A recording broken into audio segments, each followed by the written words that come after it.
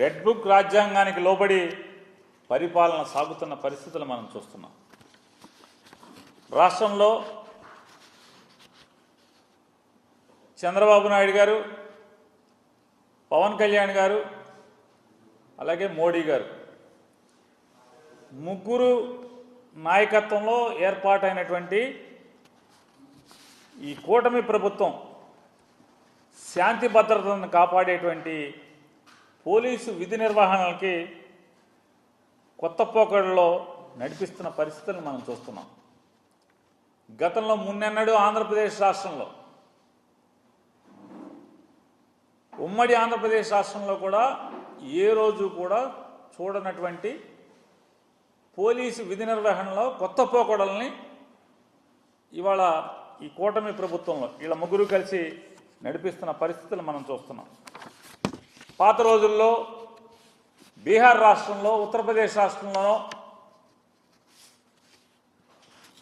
అక్కడ ఇటువంటి ప్రభుత్వ ప్రేరేపిత హింసను మనం చూసిన పరిస్థితులను మనకి గతంలో జరిగిన పరిస్థితులు చూసాం. గతంలో ఏదైతే హింస, మరీ ప్రత్యేకించి రాజకీయ హింస పట్టపగ్గాలు లేని పరిస్థితుల్లో ఉత్తరాది రాష్ట్రాల్లో ఎక్కడెక్కడైతే జరిగినాయో ఇవాళ ఆ రాష్ట్రాలు కూడా చాలా బాగుపడినాయి. ఆ పాత సంఘటనల్ని, నేర సంఘటనల, రాజకీయ నేర సంఘటనలన్నీ కూడా మళ్ళీ మనకి కళ్ళకు కట్టినట్టుగా ఇవాళ చంద్రబాబు నాయుడు గారు, పవన్ కళ్యాణ్ గారు, మోడీ గారు ముగ్గురి కూటమి ప్రభుత్వం వాళ్ళ ఆంధ్రప్రదేశ్ రాష్ట్రంలో మళ్ళీ మన కళ్ళకు కట్టినట్టుగా చూపిస్తున్న పరిస్థితులు చూస్తుంటే పోలీసు వారి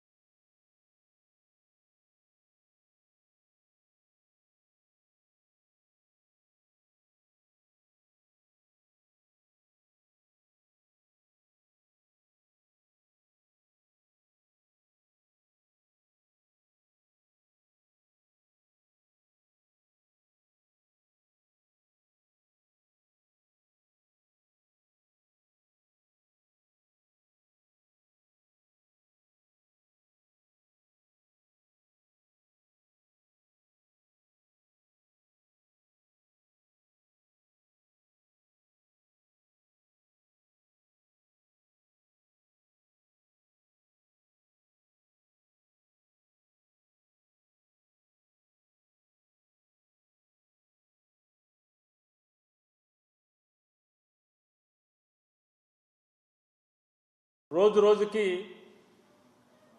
హింసని రెట్టింపు చేస్తూ,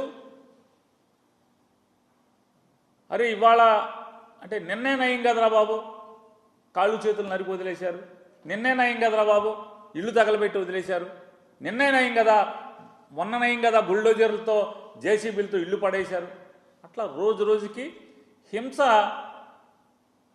పెంచే పరిస్థితి, అంటే హింసలో కూడా ఆ స్కేల్ పెంచే పరిస్థితిలో ఇవాళ ఈ కూటమి ప్రభుత్వం తీసుకెళ్తున్న పరిస్థితిని చూస్తుంటే ప్రభుత్వ ప్రేరేపిత దాడులు కానీ, ప్రభుత్వ ప్రేరేపిత ఆస్తుల ధ్వంసం కానీ, హత్యలు కానీ పేటరేగిపోతున్నటువంటి పరిస్థితులు మనం చూస్తున్నాం. ఈ రెడ్ బుక్ నియంత్రణలో పోలీసులు కూడా కూటమి రౌడీలతో అఘోరం పొందటం, Telugu Desam party, Janasena party, Bharatiya Janata party ఈ ముగ్గురు పార్టీ కార్యకర్తల యొక్క లేదా నాయకుల యొక్క వారి చేత పోలీసు వ్యవస్థ, పోలీసు యూనిఫామ్, కాకి యూనిఫామ్ అంతా కూడా అగౌరవం పొందటం, వైసీపీ సానుభూతి పరులు లేదా వైసీపీ కార్యకర్తలు లేదా వైసీపీ వైఎస్ఆర్ కాంగ్రెస్ పార్టీ నాయకుల్ని వాళ్ళ మీద జరిగేటువంటి కూటమి ప్రభుత్వ ప్రేరేపిత హింసకి సాక్షులుగా నిలబడటం, పోలీసులందరూ కూడా వైఎస్ఆర్ కాంగ్రెస్ పార్టీ జగన్ మనుషుల పట్ల, జగన్ జెండా మోసేటువంటి మనుషుల మీద దాడులు కానీ, హింస కానీ, లేదా వాళ్ళ ఆస్తుల ధ్వంసం కానీ, లేదా హత్యలు కానీ జరుగుతుంటే ఆంధ్రప్రదేశ్ రాష్ట్రంలో పోలీసులు సాక్షులుగా మిగలటం. పోనీ సాక్షులుగా అంటే పోనీ నిజంగా ఎఫ్ఐఆర్లో సాక్షులుగా వస్తున్నారంటే అసలు మేము లేవని చెప్పని ఎఫ్ఐఆర్లు రాస్తున్నారు. పోలీసు సమక్షంలో అక్కడ హింస జరుగుతున్నా కూడా ఎఫ్ఐఆర్లో ఎక్కడా కూడా పోలీసు మా ముందే జరిగింది, మేము చూసాము, సుమ్మటోకి రాయాలి కదా. కానీ దురదృష్టం, రెడ్ బుక్ రాజ్యాంగం, రెడ్ బుక్ ప్రేరేపిత లా అండ్ ఆర్డర్ ఇది. పోలీసులు ఎక్కడా కూడా వాళ్ళు సాక్ష్యం చెప్పరు, వాళ్ళ ముందే మర్డర్లు జరుగుతూ ఉంటాయి. వాళ్ళు ఎక్కడ కూడా స్టేట్మెంట్లో కానీ, ఎఫ్ఐఆర్లో కానీ పలానా ఆయన పోలీస్ ఆయన ఉన్నాడు, పలానా ఎస్ఐ ఉన్నాడు, పలానా సిఐ ఉన్నాడు, పలానా ఏసీపీ ఉన్నాడు, లేదా పలానా కానిస్టేబుల్ ఉన్నాడు, హెడ్ కానిస్టేబుల్ ఉన్నారని కూడా ఎక్కడ ఎఫ్ఐఆర్లో మెన్షన్ చేయరు.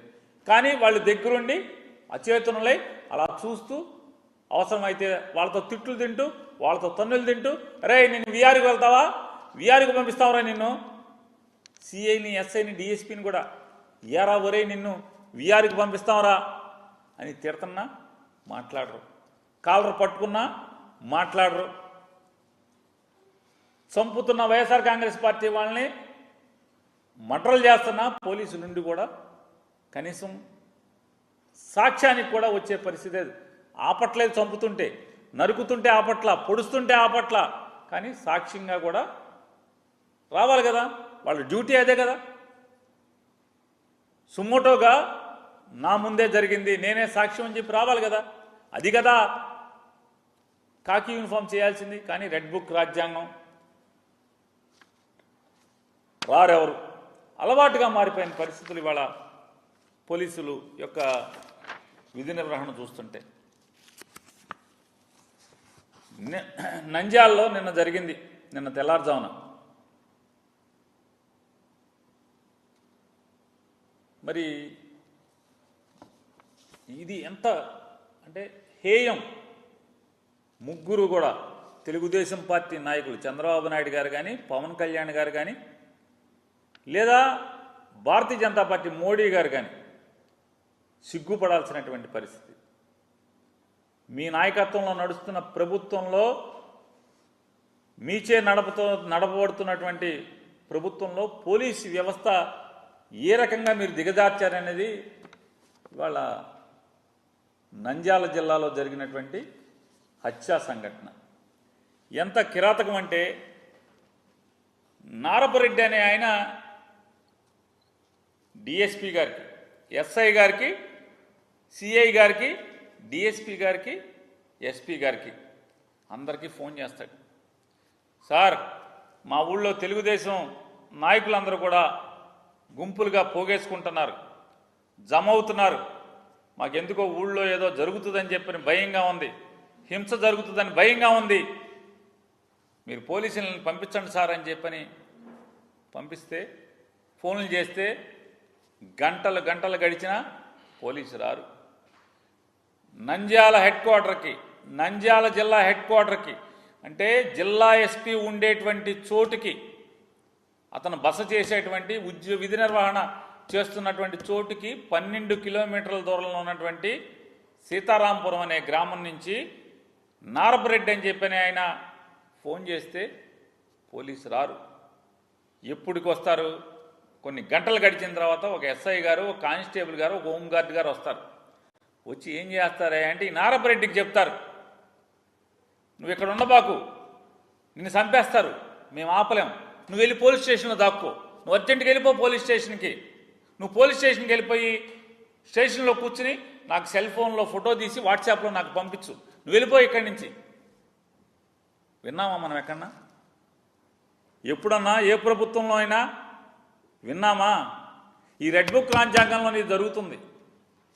పోలీసులు అయ్యా నన్ను చంపుతున్నారని ఎస్పీకి ఫోన్ చేసి చెప్తే, చంపటానికి ప్రిపేర్ అవుతున్నారు, వస్తున్నారని చెప్పని ఒక 3 గంటల తర్వాత ఎస్ఐ వస్తాడు, 2 పోలీసులను వెంబడి పెట్టుకొస్తాడు, నేను నిన్ను ఆపలేను, నువ్వు వెళ్ళిపో ఇక్కడి నుంచి. ఎస్ఐ గారు, ఒక పోలీసు సబ్ ఇన్స్పెక్టర్ గారు, నిన్ను కాపాడలేను, నిన్ను చంపేస్తారు, నువ్వు వెళ్ళిపో పోలీస్ స్టేషన్కి. పోలీస్ స్టేషన్కి వెళ్ళిపోయి నాకు వాట్సాప్లో ఫోటో దిగి నాకు పంపించు. రెడ్ బుక్ రాజ్యాంగం పోలీసు ఎలా ఉందో చూసుకోండి ఒకసారి. పాపం ఈ నారపరెడ్డి గారు పోలీస్ స్టేషన్కి వెళ్ళిపోతే ఈలోపు మొత్తం స్వైర వ్యవహారం శ్రీనివాసరెడ్డి అనేటువంటి రౌడీ షీటరు, శ్రీనివాసరెడ్డి అనేటువంటి ఒక గూండా మందిని వేసుకుని, రౌడీ షీటర్లను వేసుకుని, కిరాతకులను వేసుకుని ఊరేగింపుగా కత్తులతో రాడ్లతో ఊరంపట ఊరేగుతూ బయలుదేరి ఎవరైతే ఈ నారపరెడ్డి ఇంటికి వస్తూ దారిలో నారపరెడ్డి లేడు పోలీస్ స్టేషన్కి ఎస్ఐ పంపించేశాడని చెప్పని కౌరు తెలుసుకుని మనం ఎవడొకడిని చంపాలని వచ్చాం కాబట్టి నారపరెడ్డి తప్పుకుంటే ఎవడొకడిని వేసేయాలని చెప్పని సుబ్బారాయుడు అనేటువంటి ఒక అమాయకుడు అనేటువంటి వైఎస్ఆర్ కాంగ్రెస్ పార్టీ నికార్సైన కార్యకర్తని హత్య చేయటం, అడ్డొచ్చిన అతని భార్యను కూడా పొడవటం, కత్తులతో పొడవటం. ఇది నిన్న నంద్యాలలో జరిగితే మొత్తం వాళ్ళు స్వైరవిహారం చేసి హత్య చేసేసి ఆ హతుడి యొక్క భార్యను పొడిచేసి వాళ్ళందరూ కూడా తాపీగా ఊరేగుతూ ఊరు దాటితే అప్పుడు ఎస్పీ గారు మళ్ళీ 3 చిల్లరకి ఫోన్ చేస్తాడు ఈ నారపరెడ్డి అని ఆయనకి. ఎరా ఫోన్ చేశావు కదా బతుకున్నావా అని. ఏం చేయాలి? ఈ 60 రోజులు రెడ్ బుక్ రాజ్యాంగం వచ్చి రాకముందు అయితే పోలీసులు ఏం చేసేవాళ్ళు? మొత్తం పరిగెత్తేవాళ్ళు, బెటాలియన్ పరిగెత్తేవాళ్ళు కదా. అయ్యా చంపేస్తారని ఫోన్ చేస్తే ఎస్ఐ దగ్గర నుంచి ఎస్పీ దాకా 3 గంటల తర్వాత ఎస్ఐ వస్తాడు. వచ్చి నేను నిన్ను కాపాడలేను, వాళ్ళు చంపేస్తారు తెలుగుదేశం వాళ్ళు. పాపం పుణ్యాత్ములాగా ఉన్నాడు ఎస్ఐ. ఈ రెడ్ బుక్ రాజ్యాంగంలో పుణ్యాత్ముడే ఎస్ఐ. నిన్ను కాపాడలేను, నువ్వు పోలీస్ స్టేషన్కి వెళ్ళి దాక్కోమని చెప్పాడు. ఆ సుబ్బారాయుడిని ఎస్ఐ ముందే కానిస్టేబుల్ని కొట్టి ఎస్ఐని తన్ని వాళ్ళ ముందే సుబ్బారాయుడిని అనేటువంటి ఒక అమాయకుడిని చంపేస్తే దిక్కులేనటువంటి పరిస్థితి వాళ్ళ ఆంధ్రప్రదేశ్ రాష్ట్రంలో ఉంది. ఇవాళ ఒకసారి దానికి సాక్ష్యంగా ఒకసారి చూడండి. కాళ్ళేట నారపరెడ్డి నాయన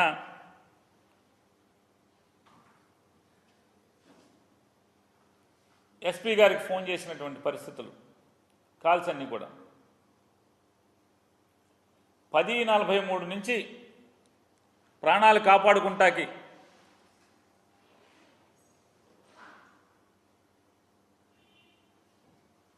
చూడండి 3:20కి కానీ ఆయన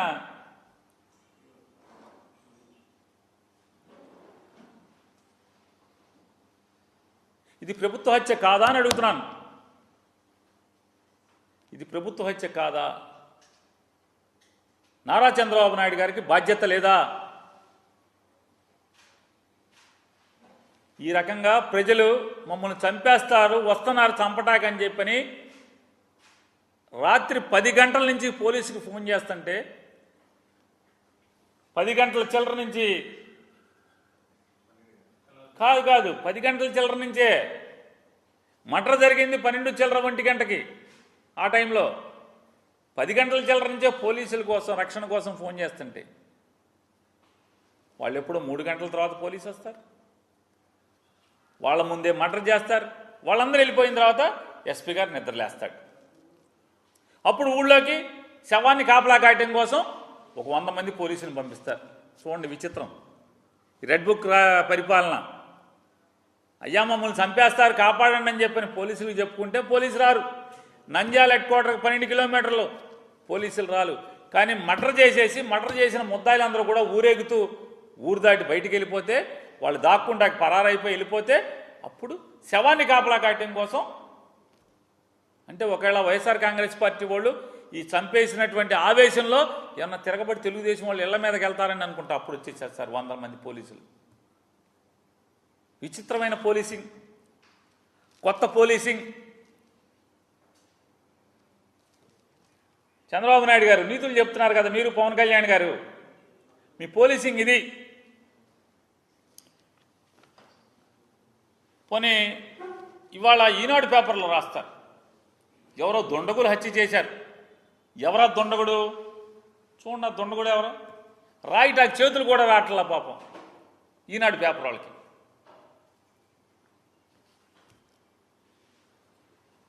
మర్డర్ చేసిన వాళ్ళు వీళ్ళు. దుండగులు చంపేశారని రాస్తారు. ఇది జర్నలిజం. 50 ఏళ్ళు నిండినాయి కదండి ఈనాడు పేపర్కి, 50 సంవత్సరాలు. మనం గొప్పగా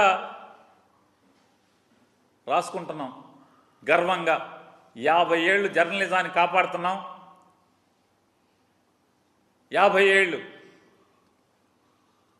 చాలా జీవితాలు మార్చాం, చాలామందికి చాలా జీవితాలని మార్చాం, చాలామంది జీవితాల్లో వెలుగు చూపించాం, స్ఫూర్తి నింపాం. స్కూల్ పెట్టాం, జర్నలిజం స్కూలు. స్కూలు కాదు, అది ఒక విశ్వవిద్యాలయం. కనీసం తెలుగుదేశం వాళ్ళు వైఎస్ఆర్ కాంగ్రెస్ పార్టీని అన్యాయంగా చంపారని కూడా రాయటానికి కూడా చేతులు రావట్లేదు.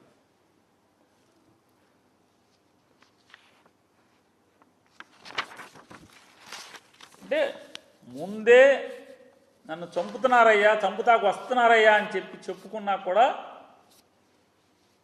నిన్న జరిగినటువంటి నంద్యాల సంఘటనే ఎంత హృదయ విదారకం, ఎంత హృదయ విదారకం. డీజీపీ గారు, పాత డీజీపీ గారు, ఒక పాత ఐజీ గారి చేతిలో వ్యవస్థ నడుస్తున్న పరిస్థితులు. ఒక పాత డీజీపీ గారు ఉన్నాడు, చంద్రబాబు నాయుడు గారు ఉన్నప్పుడు.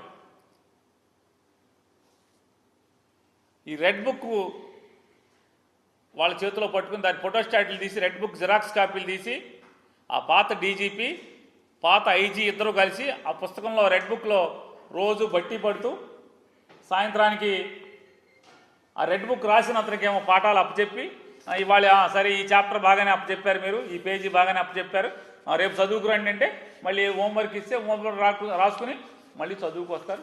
పోలీస్ వ్యవస్థ మొత్తం ట్రాన్స్ఫర్ల దగ్గర నుంచి, సస్పెన్షన్ల దగ్గర నుంచి, ఎవరిని సస్పెండ్ చేయాలి, ఎవరిని వీఆర్కు తీసుకురావాలి, ఎవరిని పోస్టింగ్లు ఇవ్వాలి,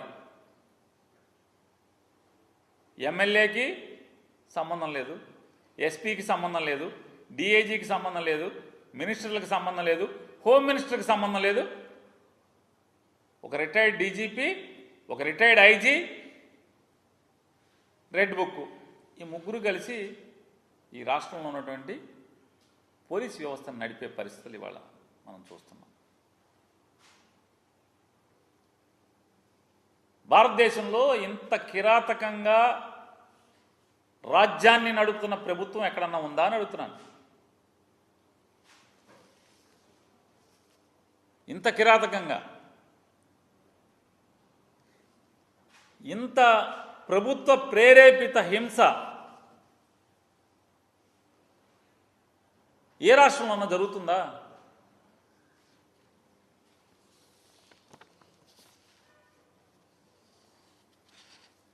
మరి దీన్ని ఏమంటారు? రాజ్యహింస కాక ఏమంటారు? ప్రభుత్వ హింసే కదా. ఇదే కాదు, మొన్న జగ్గైపేటలో కూడా అత్యంత కిరాతకంగా, ఒకసారి చూడండి, ఒకసారి జగ్గైపేటలో శ్రీనివాస్, గింజుపల్లి శ్రీనివాస్, రామకృష్ణ, గోపి, ఈ ముగ్గురిని ఎంత కిరాతకంగా కొడుతున్నారో. ఆ పరిసరాల్లో పోలీసు ఉండి కూడా ఎవరు ఆపే పరిస్థితి లేదు.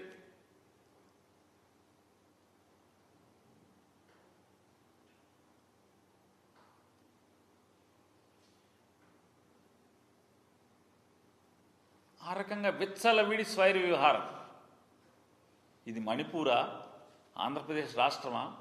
అర్థం కాని పరిస్థితి. మనకి ఏమన్నా మణిపూర్లో వీడియోలా? ఈ మధ్య గతంలో మణిపూర్ హింస జరిగినప్పుడు అవి మణిపూర్లో వీడియోలా, ఆంధ్రప్రదేశ్ వీడియోలా అంటే ఆంధ్రప్రదేశ్ వీడియోలే. గిల్లుకుని చూసుకునే పరిస్థితి. మా ఆంధ్రప్రదేశ్లో 60 రోజుల నుంచి ఇదే రకమైన పోకడలు. ఇవాళ చావుతో కొట్టుమిట్టాడుతూ బెజవాడ హాస్పిటల్లో ఉన్న పరిస్థితి ఈ శ్రీనివాస్ కానీ, రామకృష్ణ కానీ, గోపి కానీ. చచ్చారనుకుని కొట్టి వెళ్ళిపోయిన పరిస్థితి. వీళ్ళు చచ్చిపోయారని చెప్పి కొట్టి వదిలేసి వెళ్ళిపోతే చివరికి అదృష్టవశాత్తు బతికున్నారు. మరి ఆ పక్కనే ఉన్న పోలీసోడు ఎవడో వాళ్ళని ఆపలేదు. కనీసం గాల్లో కన్నా కాల్పులు జరపాలి కదా, చెదరగొడతాకి మనిషిని బతికించాలి కదా. తెలుగుదేశం వాళ్ళు అంటే భయం. కనీసం గాల్లో కాల్పులు జరిపి వాళ్ళని చెదరగొట్టే ప్రయత్నం చేయాలి కదా. వాళ్ళని ఎవరిని కొట్టక్కర్లా, వాళ్ళని కాల్చక్కర్లా, పోలీసు చేయట్లా. నిన్న నంద్యాలలో కూడా గాల్లో కాల్పులు జరపలా ఎస్ఐ గారు ఉండి కూడా. చెదరగొట్టాలి కదా. కళ్ళ ముందే చంపుతుంటారు, మనిషిని చంపుతుంటే ఆపక్కర్లా. కనీసం చెల్లాదెర్జి చేసి ప్రాణం పోయాలి కదా, ప్రాణం నిలబెట్టాలి కదా.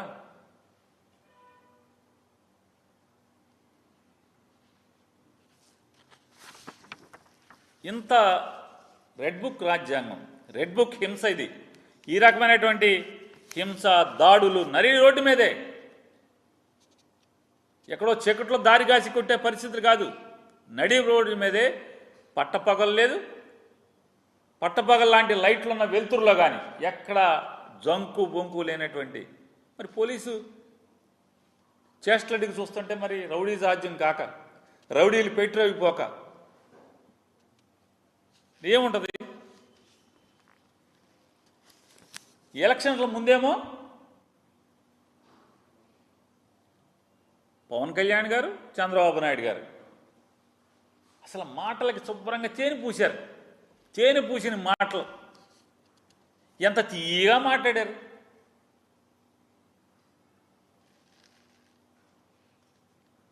వాళ్ళ మాటల్లో పవన్ కళ్యాణ్ గారు ఒకసారి శాంతి భద్రతలు, బీజేపీ, తెలుగుదేశం, జనసేన మా ముగ్గురిని ఎవడు ఆపలేడు, మా గెలుపుని ఆపలేడు, మేము వస్తే ఎలా శాంతి భద్రతలు రాస్తామని చెప్తున్నాడు ఆయన, పరిపాలిస్తాడని చెప్తాడు. ఒకటి, జనసేన తెలుగుదేశం ప్రభుత్వం వచ్చిన వెంటనే లా అండ్ ఆర్డర్ సిచ్యువేషన్ మటుకు చాలా చాలా చాలా బాగా,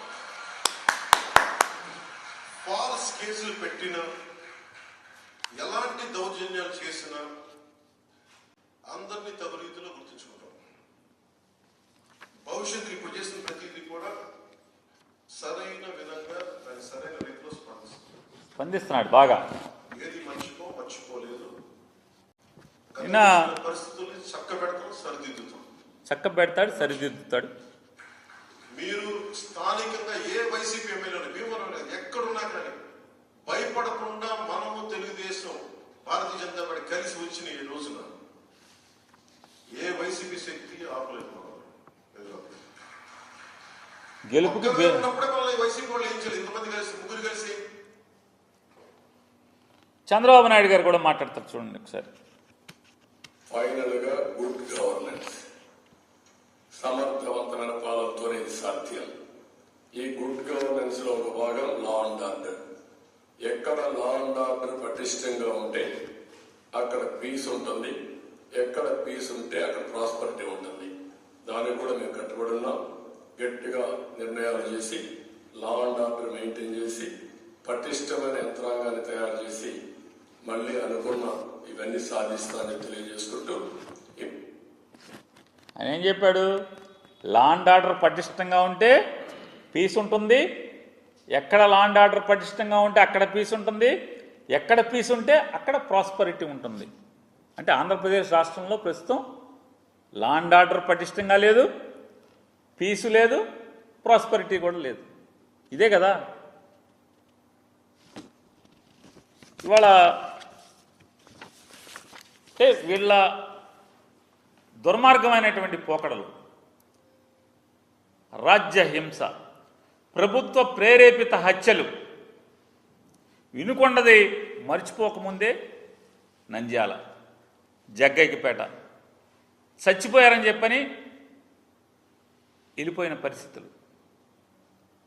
అంటే 60 రోజులు నిండినా కూడా వీళ్ళ రక్తదాహం ఇంకా ఆగల.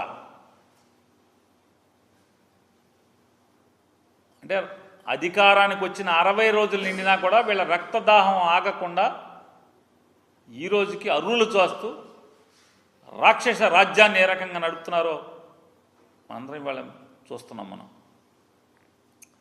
అసలు వీళ్ళిద్దరికీ అంటే చంద్రబాబు నాయుడు గారికి కానీ జగన్మోహన్ రెడ్డి గారికి కానీ వీరిద్దరి నాయకత్వాన్ని వీళ్ళ వ్యక్తిత్వాన్ని చూస్తే అసలు ఎంత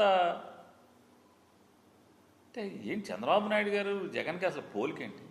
ఈయన ఇంత అబద్ధాలు, చంద్రబాబు నాయుడు గారు అబద్ధాలు అంటే అసత్యాలు, హింస, నటన, చెప్పేది ఒకటి చేసేది ఒకటి.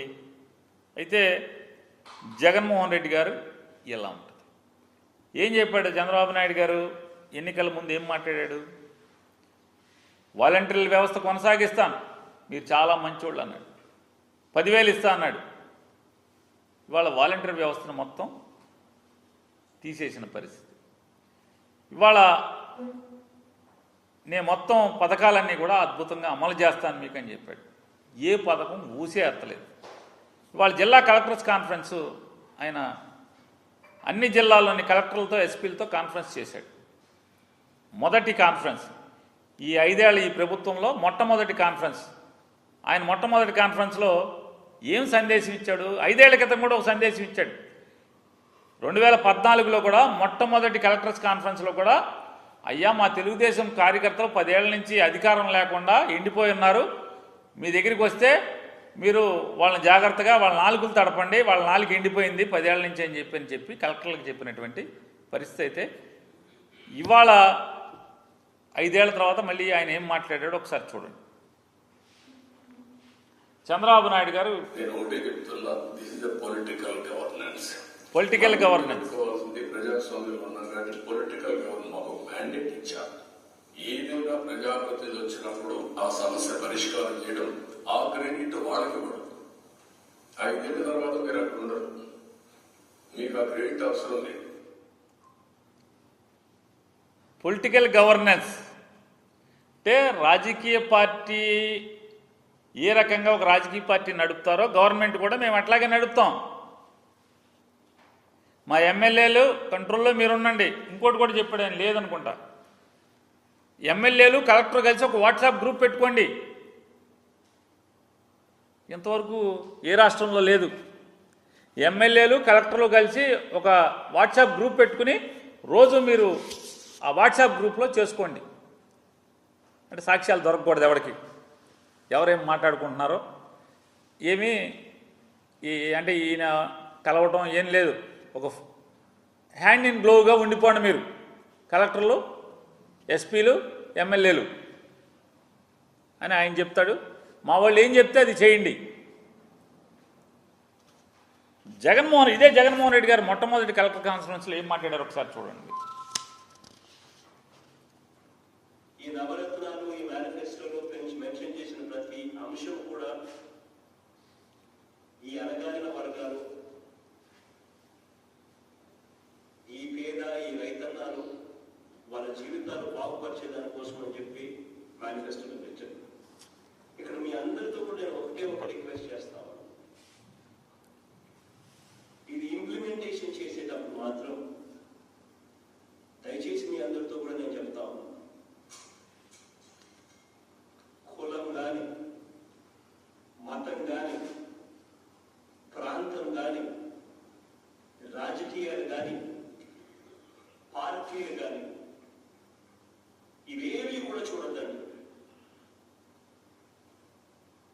ప్రతి ఒక్కరికి అన్నారు, అర్హత ఉన్న ప్రతి ఒక్కరికి ఇది చేరాలి.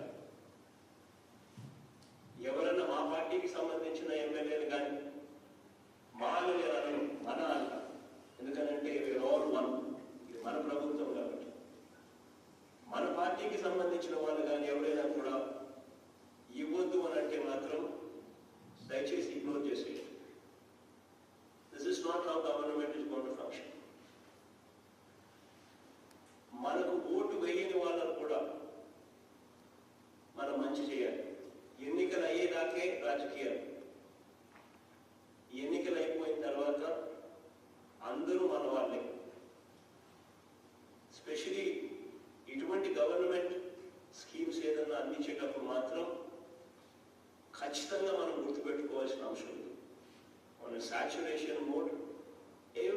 person should get it, who is deserving. ఇది మాత్రం I'm repeatedly saying, always bear in mind. చూడండి ఎంత వ్యత్యాసం. నాయకత్వంలో వ్యక్తిత్వ వ్యత్యాసం ఎంత చూడండి ఒకసారి. ఆ స్టేట్మెంట్షిప్ చూడండి ఒకసారి. ఆ మ్యాగ్నానిమిటీ ఒకసారి చూడాలి. పాలకుడికి ఎంత మ్యాగ్నానిమిటీ ఉండాలి. ఆయన ఏం చెప్తున్నాడు, మనది పొలిటికల్ గవర్నెన్స్, మా ఎమ్మెల్యేలు చెప్పింది చేయమని చెప్తున్నాడు. ఈయనేం చెప్పాడు, ఎలక్షన్ల వరకే రాజకీయాలు నాన్ పొలిటికల్ గవర్నెన్స్ ఉండాలి, నాన్ పొలిటికల్ గవర్నెన్స్ మాది అని జగన్మోహన్ రెడ్డి గారు చెప్తే, పొలిటికల్ గవర్నెన్స్ మాది అని చెప్పని చంద్రబాబు నాయుడు చెప్పిన పరిస్థితి. ఆయన ఇంకోటి కూడా చెప్పాడు జగన్మోహన్ రెడ్డి గారు, మా ఎమ్మెల్యేలు వచ్చి రూల్కు విరుద్ధమైన పని అడిగినా కూడా చేయబాకండి అని చెప్పని కలెక్టర్లుగా చెప్పాడు.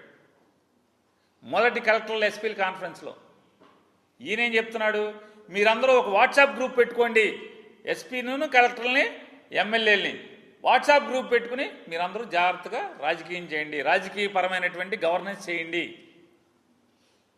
అని చెప్పేటువంటి దిక్కుమాలిన పరిస్థితిని వాళ్ళ మనం చూస్తున్నాం. ఇది ఇంత దిగజారి అంటే ఎన్నికల ముందు చెప్పే భాష ఏంటి, మాటలేంటి, ఇవాళ వాళ్ళు ఆచరించేటువంటి ప్రభుత్వ ఆలోచన ఏంటి అనేది ఒకసారి చూడమని చెప్తూ, అలాగే మేనిఫెస్టో గురించి కలెక్టర్లతో ఒక్క మాట మాట్లాడలే. ఇవాళ సూపర్ 6 ఎలక్షన్లు మాత్రమే ఓదరగొట్టేశారు. Super 6 free bus, free gas బండ్లు, ఫ్రీ అది ఫ్రీ ఇది ఫ్రీ. ప్రభుత్వం వచ్చి 60 రోజులైంది, 7% డబ్బులు లేవు. చంద్రబాబు నాయుడు గారు ఏదైనా సరే 7% డబ్బులు లేవు. 2019లో నువ్వు దిగెళ్ళేప్పటికీ డబ్బులు ఉన్నాయా ఇక్కడ చంద్రబాబు నాయుడు గారు? ఖజానా ఖలాసే కదా. మరి జగన్మోహన్ రెడ్డి గారు ఎక్కడన్నా ఒక్కరోజన్నా నా దగ్గర డబ్బులు లేవు, ఎలక్షన్ ముందు చాలా చెప్పాను కానీ నేను చేయలేనని చెప్పిన ఒక మాట మాట్లాడా? అర్థం చేసుకోండి అని చెప్పిన ఒక మాట మాట్లాడా? మాట్లాడలేదు కదా. మీరేమన్నారు, 15 లక్షల కోట్లు అప్పులు చేశాడు జగన్మోహన్ రెడ్డి గారు, అయినా సరే మేము సూపర్ 6 ఇస్తాం, షణ్ముఖ వ్యూహం ఇస్తాం. షణ్ముఖం లేదు, సూపర్ 6 లేదు, ఏది లేదు. లేకపోగా ఇవాళ ఈ రకమైనటువంటి హింసా రాజ్యాన్ని నడుపుతున్నటువంటి ప్రభుత్వాన్ని మనం చూస్తున్నాం. ఇవాళ చంద్రబాబు నాయుడు గారు కలెక్టర్స్ కాన్ఫరెన్స్లో కూడా ఒక మాట మాట్లాడాడు. ఏమని మాట్లాడతాడు ఆయన? ఈ సోషల్ మీడియాలో రాజకీయ పార్టీ చాలా ఫేక్ న్యూస్ ప్రచారం చేస్తుంది, వాళ్ళందరినీ జైల్లో లోపలేసేయాలి. అసలు సోషల్ మీడియాని సర్వనాశనం చేసింది, సోషల్ మీడియాని భ్రష్టు పట్టించింది చంద్రబాబు నాయుడు తెలుగుదేశం పార్టీ కాదా అని అడుగుతున్నాను. అసలు సోషల్ మీడియాని దిగజార్చింది మీరే కదా. జార్చి వాళ్ళ సోషల్ మీడియాలో ఏమైనా వస్తే కేసులు కలెక్టర్లకి అంటే కేసులు కడతామని చెప్తున్నాడు, లోపలేయండి అని చెప్తున్నాడు ఎస్పీలకి డీజీపీకి. ఫేక్ అంటున్నాడు. చంద్రబాబు నాయుడు గారు ఒక ట్వీట్ చేశాడు, ఒకసారి ఆ ట్వీట్ చూడండి ఒకసారి. బాపట్ల జిల్లా వేమూరు నియోజకవర్గం బట్టిపోలో ఒక సంఘటన జరిగింది. దాంట్లో పోలీసుల్ని స్థానికంగా ఉన్నటువంటి తెలుగుదేశం నాయకుడు, ఇద్దరు నాయకులు, అందులో ఒక అతను తాండవ కృష్ణ, ఇంకొక అతని పేరు ఏదో ఉంది, ఆ ఇద్దరు కలిసి పోలీసులను చేసినటువంటి గౌరవం మర్యాద చూడండి ఒకసారి. ఆయన ట్వీట్ చేశాడు, దాన్ని ఆయన ట్వీట్లోనే చూద్దాం, మా వీడియో వద్దు.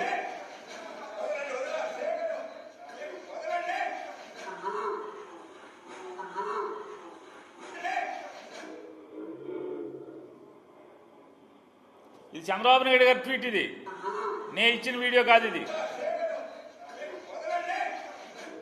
రియల్ అంట. రియల్లోనే చొక్కా పట్టుకున్నారు సాయిబాబా అనే అతను, తాండవ కృష్ణ అనే అతను.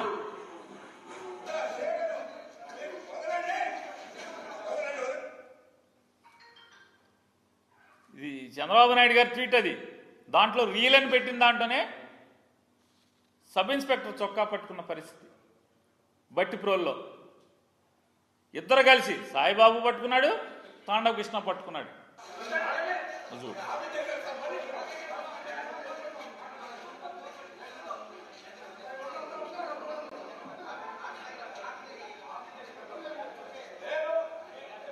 చూడు, రిపీట్ చేయండి. తాండవ కృష్ణ పట్టుకున్నాడు లేదు?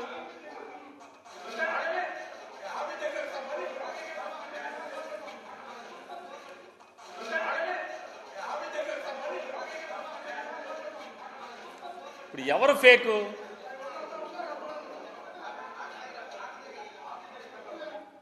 ఎవరు ఫేకు? చంద్రబాబు నాయుడు ఫేకా? వైఎస్ఆర్ కాంగ్రెస్ పార్టీ ఫేకా? సాక్షి పేపర్ మీద కూడా కేసు కట్టి లోపలేస్తాడంట సాక్షిని. కొత్త నీతులు చెప్తున్నాడు. ఆంధ్రజ్యోతి ఈనాడులోనేమో 5 సంవత్సరాలు పుంకాలుగా, ఈనాడు లేదా జ్యోతి ఆ హెడ్లైన్ కింద నుంచి వాళ్ళ పేరు, పేపర్ పేరు కింద నుంచి మొత్తం అంతా జగన్మోహన్ రెడ్డి గారి మీద విషయమే కదా, ప్రభుత్వం మీద. మరి ఆ ప్రభుత్వం మీద విషయం అంత రాస్తే అదేమో ప్రజాస్వామ్యం, జర్నలిజం. మీరు మీ ట్వీట్లోనే తీసాం కదా, మీ ట్వీటే చూడండి ఎవరన్నా. మరి మీ ట్వీట్లోనే ఎస్ఐ చొక్కా పట్టుకున్నారు కదా. దాన్ని ముఖ్యమంత్రిగా ఉన్నటువంటి చంద్రబాబు నాయుడు గారు ఆయన ట్వీట్లో ఒక సబ్ ఇన్స్పెక్టర్ చొక్కా పట్టుకున్న తెలుగుదేశం కార్యకర్తలు పెట్టి ఆయన రియల్ అంటాడు. అవును, రియల్. మేము కూడా అదే చెప్తున్నాం, రియల్ అనే. చంద్రబాబు నాయుడు గారు రియల్ అనే చెప్తున్నాం. ఈ రకంగా కూటమి కార్యకర్తలు పెట్టిరేగిపోతుంటే, వీళ్ళు సమర్థిస్తుంటే మరి ఇంకేముంటుంది? ఏముంటుంది అంటున్నాను. ఏముంది? శాంతి భద్రతలు. శాంతి లేదు, భద్రత లేదు.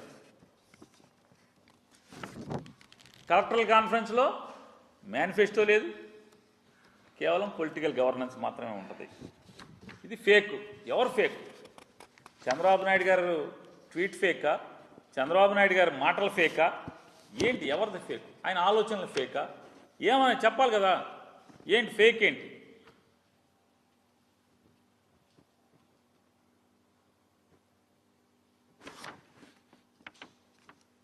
పవన్ కళ్యాణ్ గారు అయితే ఎలక్షన్ ముందు అసలు భగత్ సింగ్ గురించి, లేదా సుభాష్ చంద్రబోస్ గురించి, సైనికుల గురించి, మిలిటరీ గురించి, నేను కానిస్టేబుల్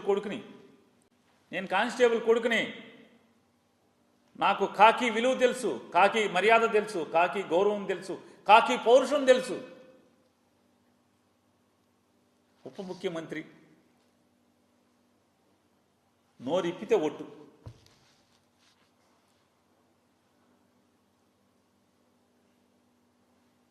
మరి కానిస్టేబుల్ గారు కొడుకు నోరెప్పట్లేదేంటి 60 రోజుల నుంచి?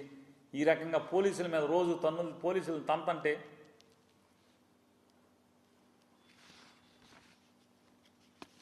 మాటలు మాత్రం కోటలు దాటినాయి. ఎన్నికల ముందు మాటలు కోటలు దాటినాయి, వీళ్ళ చేతలు మాత్రం పాతాళానికి ఉన్నాయి. ఇటువంటి ఈ రకమైన పరిస్థితులు చూస్తే చంద్రబాబు నాయుడు గారు ఇవాళ కలెక్టర్స్ కాన్ఫరెన్స్లో కూడా మాట్లాడాడు. గతంలో మాట్లాడాడు.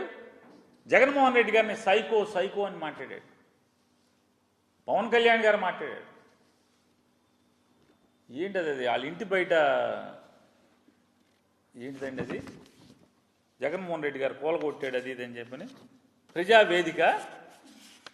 ప్రజావేదిక కూలగొట్టాడు అన్నారు. జగన్మోహన్ రెడ్డి గారు ఏం చెప్పాడు మొదటి కలెక్టర్స్ కాన్ఫరెన్స్లో? ప్రజల్ని వాళ్ళ ఆస్తులు నిర్మాణం చేసేప్పుడు రూల్స్కి విరుద్ధంగా ఉంటే మనం వెళ్ళి నోటీసులు ఇచ్చి పడేస్తాం. అంటే ప్రజలకి రూల్స్, రెగ్యులేషన్స్, కంట్రోల్స్ ఇవన్నీ కూడా ప్రభుత్వాలు చేస్తాయి. మనం ప్రభుత్వం మీద కుర్చీలో కూర్చుని మనం కంట్రోల్ చేస్తాం ప్రజల్ని. కానీ ప్రభుత్వమే రూల్స్, రెగ్యులేషన్స్ లేకుండా నిర్మాణం చేయడం అనేది తప్పు కదా. ఏం సందేశం ఇస్తున్నాయి ప్రభుత్వాలు? ఒక వాటర్ బాడీలో ఇలాంటి స్ట్రక్చర్స్ కన్స్ట్రక్షన్స్ కట్టడం తప్పు కదా అని చెప్పని ఆయన చెప్తూ ఇదేదో అది పడేశాడని చెప్పని సైకో అని మాట్లాడారు. నేను చంద్రబాబు నాయుడు గారిని సూటిగా ప్రశ్నిస్తున్నాను. ఒక వాటర్ బాడీలో మీరు రూల్స్కి విరుద్ధంగా ప్రభుత్వంతో నిర్మాణం చేయిస్తే, ప్రజాధనంతో నిర్మాణం చేయిస్తే కూలగొట్టడం తప్పు అయితే, మరి కొచ్చిన్లో మారాడ్ బిల్డింగ్స్ కోర్టు పడేయించినాయి కదా, ఉన్నాయండి మీ దగ్గర? మారాడ్ బిల్డింగ్స్ పడేసి కానీ అవి కానీ ఉన్నాయా? కొచ్చిన్లో మారాడ్ బిల్డింగ్స్ కానీ, లేదా ఢిల్లీలో సూపర్ టెక్ టవర్స్ కానీ సుప్రీంకోర్టు దగ్గరుండి పడేయించినాయి కదా కోర్టులు. రూల్స్కి విరుద్ధంగా, అనుమతులకు విరుద్ధంగా, పర్యావరణానికి విరుద్ధంగా 60, 70 అంతస్తులు, 30 అంతస్తులు, 40 అంతస్తులు స్ట్రక్చర్లు కదా అవి. మరి అవన్నీ కూలగొట్టి కదా అని కోర్టులను కూడా మీరు జగన్మోహన్ రెడ్డి గారిని అన్నట్టు అనలేరే? ఎందుకు అనలేరు? జగన్మోహన్ రెడ్డి లోకువా? జగన్ లోకు కాబట్టి మీరు ఇష్టం వచ్చినట్టు మాట్లాడతారు. సైకు అంటారు, అయ్యి అంటారు, ఇయ్యి అంటారు. ఇదే రూల్స్కి విరుద్ధంగా కొచ్చిన్లో, ఢిల్లీలో, బొంబాయిలో రేపో మాపో జరగచ్చేమో ఆదర్శ నివాస్ అని చెప్పని. అప్పుడు బొంబాయి హైకోర్టు అయితే పడేయమని ఇచ్చింది, సుప్రీంకోర్టులో స్టే మీద నడుస్తున్నట్టుంది. మరి వాళ్ళని ఏమన్నా జగన్ అన్నట్టు వాళ్ళు అనాలిగా మీరు? ఆ జడ్జీలను, ఆ కోర్టులను అనాలి కదా, లేదా? దమ్ము సరిపోవట్లేదా? జగన్ గారు కాబట్టి లోకు కాబట్టి సైకో అని మీ ఇష్టం వచ్చినట్టు మాట్లాడతారు. ఏ పేర్లు కంటే ఆ పేర్లు మీరు పెడతారు. ఒకటే అడుగుతున్నానండి, ఇవాళ ముఖ్యమంత్రిగా ఉన్నారు కదా, ఇవాళ రూల్స్కి విరుద్ధంగా మీ దగ్గర మంత్రిగా చేసినటువంటి, మీరు ముఖ్యమంత్రిగా ఉండగా మీరు మంత్రిగా చేసినటువంటి అప్పటి ఇరిగేషన్ శాఖ మంత్రి, అతని డైరెక్షన్లో మంత్రి గారి ఆదేశాల మేరకు మీరు ఏదైతే కాపురం ఉంటున్నారో ఆ కాపురం ఉండేటువంటి ఇంటికి కూల్చివేతకు నోటీసులు ఇచ్చారా లేదా? మీ ప్రభుత్వమే కదా. మరి వాళ్ళు మీరు ఆ ఇంట్లో ఎట్లా ఉంటున్నారు? ఆ ఇల్లు ఎవరిది? ఇదివరకంటే పోనీ మీరు సమాధానం చెప్పాల్సిన పని లేకపోవచ్చు, కానీ వాళ్ళ ముఖ్యమంత్రిగా ఉన్నారు, బాధ్యతాయుతమైనటువంటి ఒక పదవిలో కూర్చుని ఉన్నారు మీరు. ఆ ఇల్లు ఎవరిది? మీదా? మీ సొంతమా? లేదా అది లింగమనేని రమేష్ గారిదా? లేదా రాష్ట్ర ప్రభుత్వందా? ఎవరిది అది? రూల్స్కి విరుద్ధంగా నిర్మాణం చేశారని చెప్పని మీ ప్రభుత్వమే వాళ్ళకి నోటీసులు ఇచ్చింది. మరి రూల్స్కి విరుద్ధమైన దాంట్లో ఒక ముఖ్యమంత్రి హోదాలో మీరు ఆ ఇంట్లో ఎట్లా ఉంటున్నారు? ప్రభుత్వాన్ని ఎట్లా నడుపుతున్నారు అక్కడి నుంచి? అసలు ఆ ఇల్లు ఎవరిది? సమాధానం చెప్పరా? చెప్పాలి కదా, మీరు ముఖ్యమంత్రి కదా. చెప్పకుండా ఎలా తప్పుకుంటారు మీరు? మీదా? లింగమనేని రమేష్ గారిదా? గవర్నమెంట్దా? మీదైతే మీ పేరు మీద ఉందా? ఇంటి పన్ను మీరే కడుతున్నారా? లేదు, మీది కాదు. ఒకవేళ మీదైతే ఒక అనాథరైజ్డ్, పర్యావరణానికి వ్యతిరేకంగా మీరు కొనుక్కున్నటువంటి ఆ బిల్డింగ్లో మీరు ఉండొచ్చా? బిల్డింగ్ అక్కడ ఉండొచ్చా? రెండు, మీది కాదు, లింగమనేని రమేష్ గారిది. అద్దె కడుతున్నారా దానికి? అద్దె కడుతుంటే ఆధారాలు ఉన్నాయా? మూడు, అది ప్రభుత్వందా? ప్రభుత్వం హ్యాండ్ ఓవర్ చేసుకున్నట్టుగా గవర్నమెంట్ ఆర్డర్ ఏమైనా ఉందా? సమానం చెప్పాలి కదా. చెప్పకపోగా జగన్మోహన్ రెడ్డి గారిని సైకో, ఈకో మీ ఇష్టం వచ్చినట్టు నోటుకు వచ్చినట్టు మాట్లాడతారు. ఈ రకంగా 60 రోజులుగా భారతదేశంలో ఏ రాష్ట్రంలో జరగనటువంటి రాజ్య హింస, ప్రభుత్వ ప్రేరేపిత హింస ఈ రాష్ట్రంలో జరగటం, కొనసాగుతూ ఉండటం, హత్యలు, కూల్చివేతలు, ఆస్తుల ధ్వంసం. పాపం మిలిటరీ ఆయన ఏం చేశాడు? పాపం దేశాన్ని కాపాడి మనందరం సుఖంగా బతకటానికి, మనందరం శాంతిగా బతకటానికి తన ప్రాణాలని పణంగా పెట్టి మిలిటరీలో ఉద్యోగం చేసి వచ్చి ఓ చిన్న ఇల్లు కట్టుకుంటే ఆ ఇంటిని ధ్వంసం చేస్తారు మీరు. ఎవరైనా మిలిటరీ ఆయన చచ్చిపోతే మాత్రం పెద్ద పెద్ద మీటింగులు చెప్తారు. ఏదైనా మిలిటరీ మీటింగ్కి పిలిస్తే మాత్రం దేశభక్తి గురించి, అసలు మిలిటరీ వాళ్ళ మూలంగా ఎలా బతుకుతున్నామో గురించి పెద్ద పెద్ద మీటింగులు చెప్తారు. సూక్తి ముక్తావళి ప్రవచనాలు చెప్తారు. కానీ ఇక్కడేమో ఒక ఎక్స్ మిలిటరీ ఆయన ఇల్లు కట్టుకుంటే కనీసం దేశానికి సేవ చేశాడే, మనందరినీ కాపాడాడే, ఈ దేశాన్ని కాపాడేటటువంటి ఇంగిత జ్ఞానం కూడా లేకుండా ఆ ఇల్లు ధ్వంసం చేయడానికి ప్రేరేపిస్తారు. పోలీసుని పక్కన పెడతారు, కనీసం కేసులు కట్టరు. ఇటువంటి హింస, ఇంత దారుణాలు, దుర్మార్గాలు